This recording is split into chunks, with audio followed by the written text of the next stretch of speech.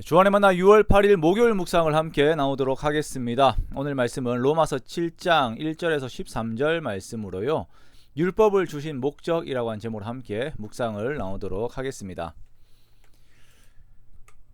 오늘 본문에서는 하나님의 구원의 역사 안에서 율법이 가지고 있는 위치, 즉 하나님께서 율법을 주신 목적에 대해서 말씀을 하고 있습니다. 우리가 자유함이라고 하는 것을 잘못 생각을 하게 되면 그것이 마치 이제는 우리에게 이제 법이라고 하는 것이 없어도 되는 것처럼 이제 여겨버리게 됩니다. 교회 안에서도 이 자유함에 대한 개념에 대해서 잘못된 생각을 하여서 질서가 무너지는 것들을 많이 보았어요.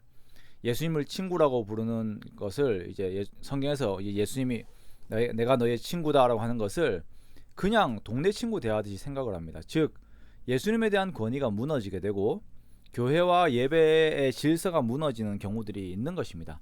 그래서 예배 때 보면 은혜 받았다고 찬양을 하다가 그냥 바닥에 들어 누워 있는다든지 하는 현상들이 일어나기도 하는 것이에요.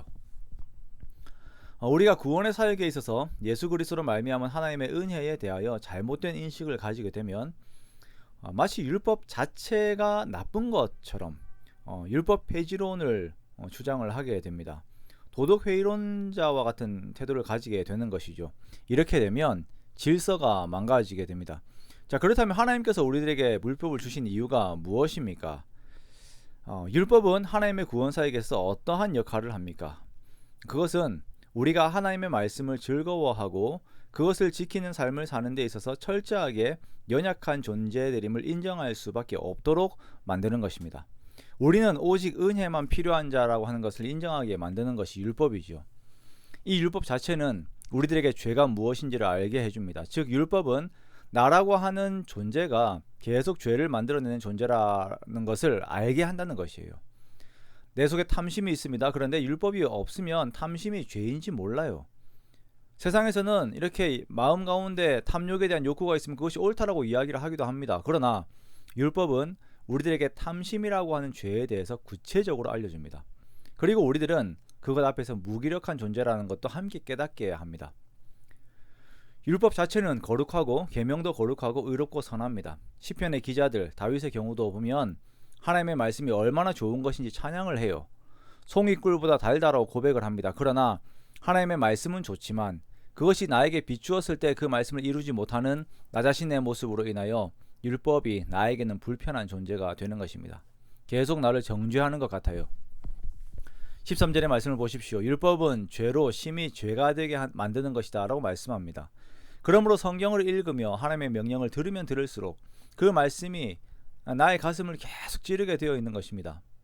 내가 그 앞에서 무기력하구나, 내가 죄인이구나, 나는 정말 은혜가 필요한 자이구나, 나는 답이 없구나 라고 하는 것을 깨닫게 되는 것입니다. 그러므로 여기에서 우리는 인정을 해야 합니다. 하나님께서 우리에게 주신 요구 앞에서 우리는 아무것도 할 수 없는 자들입니다. 오직 하나님의 은혜만이 필요한 자들입니다 라고 시인하는 것입니다. 자, 그렇다면 우리가 율법 앞에서 무기력하다는 것을 인정하고 난 이후에는 어떻게 해야 합니까? 우리가 내가 스스로 율법을 이루어 하나님의 뜻에 합당한 열매를 맺는다는 것이 아니라 내 속에 계신 주의 영이 나를 이끄셔서 나로 하여금 의의 종된 자답게 영생을 향하는 거룩이라고 하는 열매를 맺게 하심을 인정하고 주님을 의지하고 더욱 의지하는 것입니다. 그리고 또한 그 하나님의 말씀을 통하여 하나님의 거룩과 죄를 더욱 구분하여 내 모든 삶이 하나님께서 원하시는 거룩으로 채워지기를 바라는 것입니다.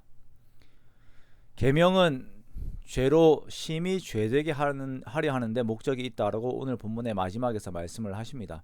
이것은 곧 계명을 지키지 못하는 나를 향한 하나님의 은혜가 대비적으로 얼마나 큰 것인지를 보여주시는 것입니다. 그러므로 은혜로 구원을 얻은 우리가 내 스스로 계명을 지켜 하나님의 뜻을 이룰 수 있다라고 생각지 말고 날마다 주님을 의지하고 또 의지하는 우리가 되기 원합니다. 그렇게 오늘의 주어진 시간들도 주님의 뒤를 묵묵히 이렇게 따라가는 저와 여러분의 복된 삶이 되시기를 주님의 이름으로 축원합니다.